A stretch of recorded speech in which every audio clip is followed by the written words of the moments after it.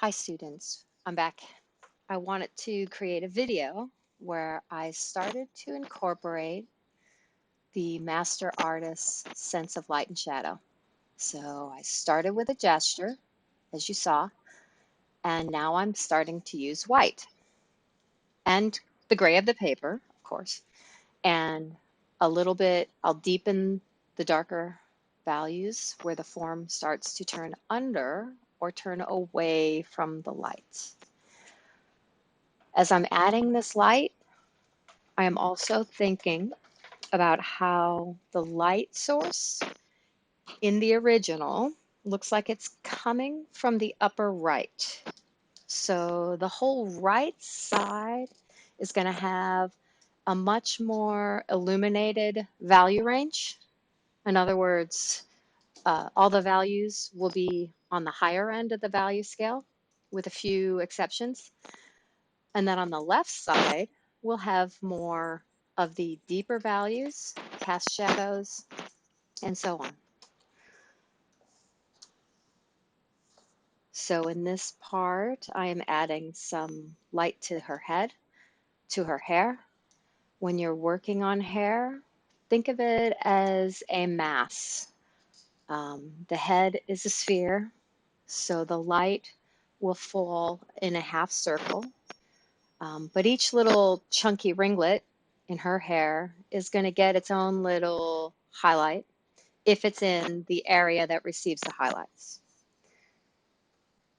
On her face, the value is much more delicate and will probably need some blending with a small brush or a stump.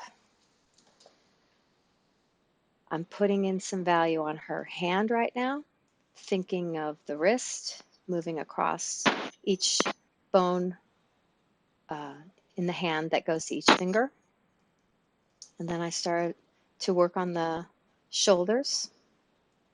Both shoulders do have a highlight, even the one on the left, but the one on the left has a lot more of the gray of the paper showing through because it's farther away from the light.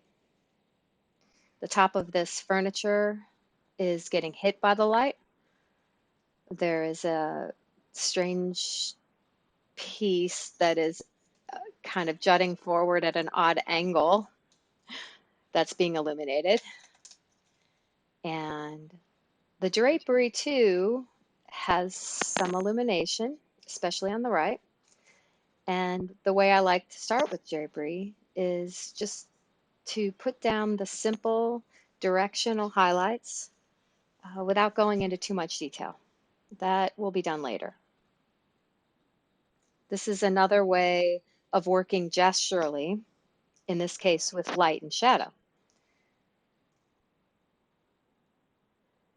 When light hits drapery, it will often need to continue from the top of the drapery form to the bottom of the drapery form. That same is true in the figure.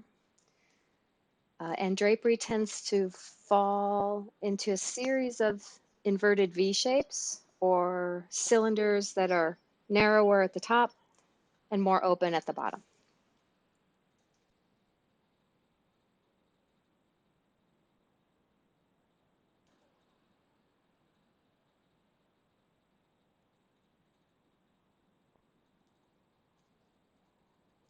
There was some nice illumination on the floor, which is going to help to provide contrast for her feet, which are important because they are the closest aspects of her figure to the viewer. That the hip on that side is critical. It's a very important surface landmark. So you can see that in the shadow areas on the left side of her abdominal muscles, that shadow shows a curve of each segment of flesh as it moves from the lowest part to each fold.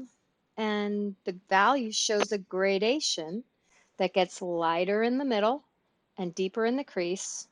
And that also helps to describe the volume there.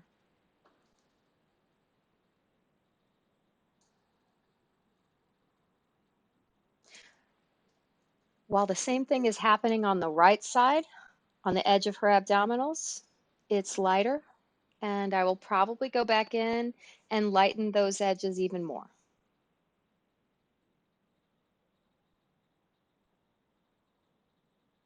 There is a shadow cast from her bent arm, and that is also deepening that area. There are deeper shadows beneath her breasts. And don't forget the importance of reflected light at the very bottom edge of, of each form before you get to the contour line. That reflected light is going to suggest that the form is still curving beneath the core shadow. It's very important. Otherwise, you flatten your figure considerably. Here I am fixing the width of her arm, working that contour, but using the space to develop the contour instead of drawing the contour. And on this shoulder, I'm again lightening up the white and increasing the sense of foreshortening.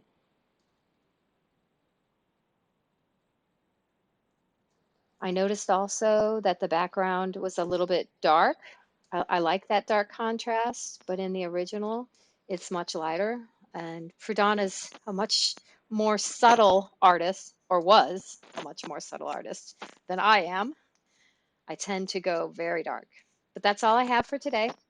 This is a voiceover, so my voice does not match my lips, but I wish you luck.